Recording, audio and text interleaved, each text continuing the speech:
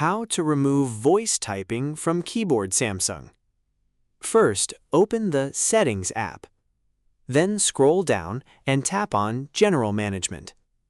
After that, open Keyboard List and Default. Here, you will see options like Google Voice Typing or Samsung Voice Input with an On button next to them. Tap the button to turn it off.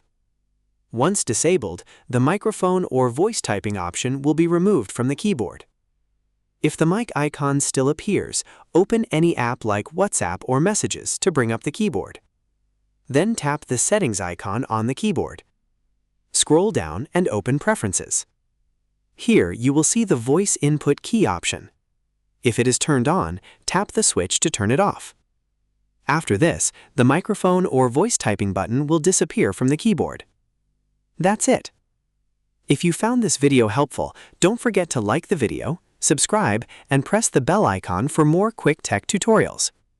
Thanks for watching.